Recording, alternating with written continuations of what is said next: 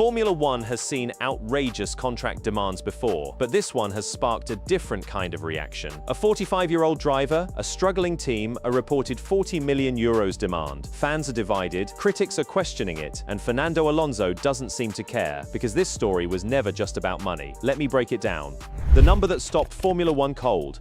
It didn't start with a press conference. It didn't start with a big TV special or a shiny team announcement. It started with one message, one post, one single number typed out on a quiet Tuesday that made the entire Formula One world stop, blink, and read it again. On August 5, 2026, a motorsport money expert named Mark Lemacher, the man behind the respected page Business Book GP, went onto X and dropped a claim that would light the internet on fire. He wrote that he had heard Fernando Alonso was asking Aston Martin for €40 million per season to extend into 2027 and 2028, and that Alonso is currently paid €30 million a year by the English team. Now sit with that for a second. €40 million every single year. Not once, not as a one-off bonus. Every year, for 2 more years, and the story did not stay in one quiet corner of the internet either. Within hours, it had exploded across Spanish, English, and international outlets, all repeating the same jaw-dropping figure. And when you take the 2 years together, you're looking at a package that adds up to around €80 million in total. 80 million. For a man who just turned 45 this summer. For a man whose last world title came all the way back in 2006. Let's break down what he is actually asking for, because the details are what make this so wild. First, the raise. Alonso is reportedly on €30 million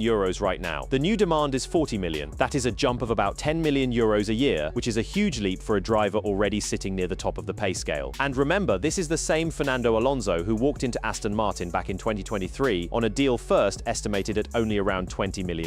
So in just a few short years, the number he wants has doubled.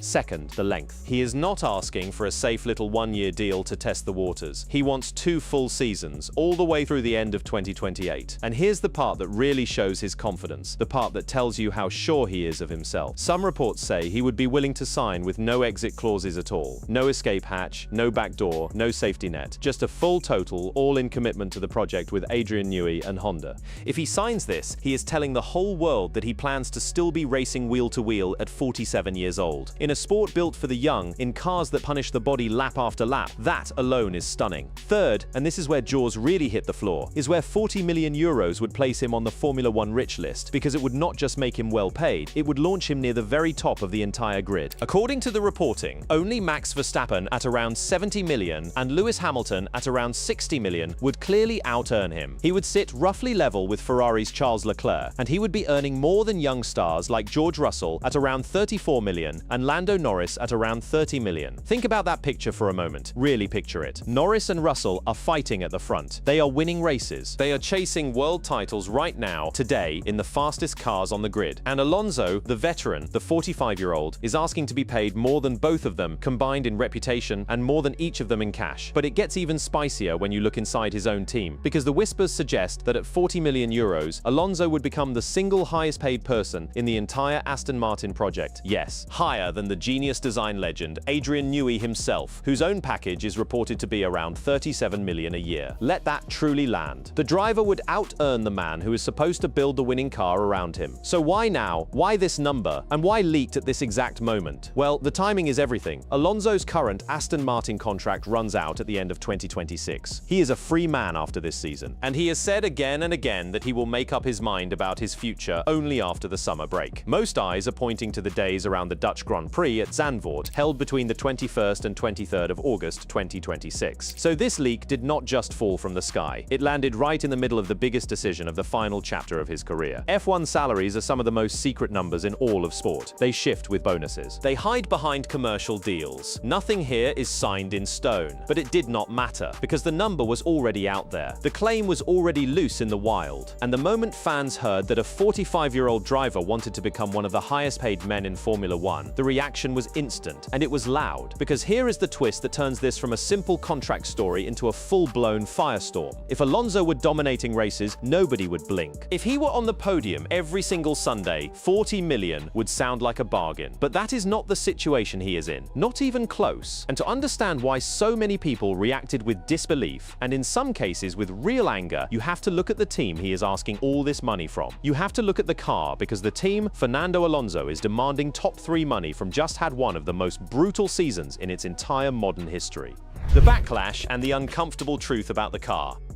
Here is the problem. Here is the exact reason this story blew up the way it did. Alonso is asking for near-record money, but the team he is asking it from spent most of 2026 stuck at the very back of the grid. Let's not soften it, because the numbers do not soften it. Aston Martin came into this season with sky-high hopes. They had the arrival of Adrian Newey, the most successful car designer in the history of the sport. They had a brand new works partnership with Honda. They had huge investment from owner Lawrence Stroll, with new buildings, a new wind tunnel, and a new simulator. On paper, this was supposed to be the year the green cars took a giant leap forward. This was supposed to be the year it all clicked. Instead, it became a nightmare. One outlet flatly called their mid-season report an utter nightmare, and it started early. Pre-season testing was a disaster, with the car arriving late and recording some of the lowest mileage of any team. The results only got worse from there. Through the Hungarian Grand Prix, the team had scored just a single point all season, sitting 10th in the Constructors' Championship, ahead of only the brand new Cadillac team. 1 point from 2 cars across almost half a season. And that one lonely point? It came from Alonso himself, with a 10th place in the chaos of Monaco, a race where survival mattered more than raw speed. That was the highlight of their entire year. That was the peak. So what went wrong? Almost everything. Start with the engine. The brand new Honda power unit brought a problem nobody saw coming. Vibrations, and not small ones. These shakes were so violent that they became a physical danger to the drivers. According to the inside story, Alonso could only manage around 25 laps before he risked permanent nerve damage in his hands, while teammate Lance Stroll was cut off at around 15. Read that one more time. The car was shaking so hard that it could injure the men driving it. This is not slow, this is dangerous. Then there is the car itself. The AMR26 was reported to be badly overweight by something like 10 to 15 kilograms, which costs a driver several tenths of a second every single lap. It lacked downforce. It had gearbox troubles. And the man brought in to save them, Newey himself, did not sugarcoat any of it. He admitted the team had deep structural problems, describing parts of the operation as not fit for purpose. So now put the two halves of this story side by side. On one side, a driver asking to be paid like a reigning champion, near the very top of the entire sport. On the other side, a car that spent the year fighting just to escape last place. You can see, plain as day, why the internet lost its mind. And this is where I need to be honest with you about what this backlash actually is, because it matters a great deal. When you look through the coverage, you will notice something very interesting. The loudest voices are not other drivers. Max Verstappen did not blast him. Lewis Hamilton did not mock him. Toto Wolff and the other big bosses stayed quiet. In fact, because the report was so fresh, there has been almost no wave of public condemnation from the major names in the paddock at all. The real backlash came from somewhere else. It came from the stands, from the fans, from the endless comment sections and the burning social media threads. And the reaction there was split right down the middle like a blade. On one side, you have the believers. They say this is Fernando Alonso, 2-time world champion, one of the greatest ever to sit in a race car. They point out that he has dragged a broken machine to respectable places all year, doing things the car had no right to do. And they argue that talent that rare is worth every single euro, no matter the age on his passport. On the other side, you have the skeptics, and their argument is sharp and simple. Why, they ask, would any team on earth pay top 3 money to a 45-year-old driver for a car fighting at the very back, when that same money could be spent fixing the machine or building for the future? They point to his age. They point to the results. They point to the fact that his glory days are 2 decades behind him. To them, the number is not a reward. It is a reckless risk. But here's the part that makes this backlash cut so deep for Alonso personally. This is not the first time the knives came out for him this year. Long before the salary leak, Alonso was already fighting a war against the online hate aimed at his struggling team. Back around the Austrian Grand Prix, he finally snapped. He stood up and defended the roughly 1,000 people working at Aston Martin and Honda. He said the team had been very badly treated by the outside world. He said that when you're stuck at the back, you become an easy target. And then he used a phrase that stuck to the whole season like glue. He said the flood of jokes and negativity had gone borderline to be abused in social media. So think about the timing of it all. Here is a man who was already begging the world to ease up on his team. A man who was already calling the negativity close to abuse. And then, right into the middle of that storm, drops a leak that he wants 40 million euros to keep driving that same struggling car. It was like pouring fuel onto a fire that was already burning out of control. The optics could not have been worse. A losing team, a shaking car, a single point, and a demand to be paid like a king. And yet, before you decide he has lost his mind, before you write him off as a greedy veteran chasing one last giant payday, you have to hear the other side. Because when you actually dig into why Aston Martin might say yes, and why the money might not even be the real issue at all, this whole thing flips completely on its head.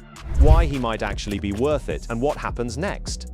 So far, this looks like an easy case to make against Alonso. Old driver, bad car. Giant price tag, case closed. Right. Wrong. Because the people who actually know what happens inside that garage are telling a very different story. And the most important voice of all belongs to the one man whose opinion carries the most weight in the entire building. Adrian Newey. Newey did not roll his eyes at the idea of keeping Alonso around. He did the exact opposite. He has openly said he is confident Alonso is happy at the team and will continue into 2027. He has praised the veteran's rare ability to read a car and to squeeze performance out of a difficult machine, calling him an amazing driver who brings a great deal to the team. And that idea feedback is the secret key to this whole thing. When your car is broken, when nothing works, and every part is a question mark, the driver who can tell the engineers exactly what is wrong is worth his weight in gold. That is the Alonso that Newey wants in his corner as they try to climb out of this hole. And here is the thing, that climb might have already started because the season did not stay a disaster forever. Aston Martin held back their big updates and threw everything they had into one massive upgrade package for the Hungarian Grand Prix. It was around 16 new parts, a huge rebuild of the car aimed at slashing weight and adding downforce, and it worked. The team estimated a gain of nearly 2 seconds a lap for the first time all year. Alonso dragged the car into Q2. In the race, the green cars finished ahead of both Williams, both Haas, and an Alpine. They were not last anymore. They were back in the fight, and Newey himself called it a very encouraging first step. And there was more coming. Honda's first big engine upgrade was lined up for the Dutch Grand Prix at Zandvoort, right after the summer break. So think about that timing. The exact moment Alonso is set to decide his future is also the exact moment the car is supposed to take its next big leap forward. That is not a coincidence. That is a project turning a corner at the perfect moment, right when its star driver is deciding whether to stay. Now here is the twist that changes the entire story. For all the noise about 40 million euros, multiple reports agree on one surprising point. For Alonso, the money is not actually the main thing. What he truly cares about, what will actually decide whether he stays or walks away, is whether the car becomes competitive again and whether the racing still feels fun. If the machine gets fast, he stays. If it stays slow, no number on the planet keeps him. Suddenly, the giant salary demand looks a little less like greed and a lot more like a man who knows exactly what he is worth and is happy to bet on the project he believes in, and he clearly does believe in it. Because when the rumors swirled that he might run back to his old team Alpine, backed by his lifelong manager Flavio Briatore, Alonso shut it down hard. He tied those Alpine whispers directly to the same negativity he had called borderline abuse, and Briatore himself backed him up. By late July, Briatore made it plain, saying Alonso is an Aston Martin driver, and until the end of the season, he is an Aston Martin driver. The escape route to Alpine was, for now, quietly closed. Alonso was staying put and staring down the biggest decision of his late career. But there's one more piece that hangs over all of this, and it has nothing to do with money or cars. It is family, because there is another path in front of Alonso, and that path is retirement. He could simply walk away from Formula One to focus on his family, especially after becoming a father again earlier in 2026. So the choice is not just stay or leave. It is race on into his late 40s or finally close the book and go home that makes every part of this decision heavier. So here's where we actually stand. Strip away the outrage and the screaming headlines, and this is the real picture. One trusted source leaked that Alonso wants 40 million euros a year for 2 more seasons. The team behind him just survived a brutal campaign, but is finally showing real signs of life. The design legend running the show wants desperately to keep him. The money, oddly, may be the least important part of the whole equation, and the man himself is quietly waiting to see if the car gives him a reason to stay. But do not forget the warning that runs underneath this entire story. None of it is confirmed. No signature. No official statement from Alonso, from Aston Martin, or from Lawrence Stroll. This is a rumor built mostly on one specialist report in a sport where the real salary figures almost never see the light of day. The number could be exactly right. It could be a little off. It could shift with bonuses and side deals that we will never ever see. So maybe the real question is not whether Fernando Alonso deserves 40 million euros. Maybe the real question is this: is he the last of a dying breed? A warrior worth every single cent because of what he still drags out of a broken car? Or is this the moment a legend asked for €1 too many, at exactly the wrong time, from exactly the wrong team? The answer is coming. It is coming after the summer break. It is coming around Zandvoort and Monza. And when Fernando Alonso finally makes his choice whether he signs that eye-watering deal or walks away into the sunset, the whole of Formula One will be holding its breath, watching, because with Alonso, it was never just about the money. It never has been, and it never will be. If you enjoyed this video, click on the boxes playing on your screen to watch similar content.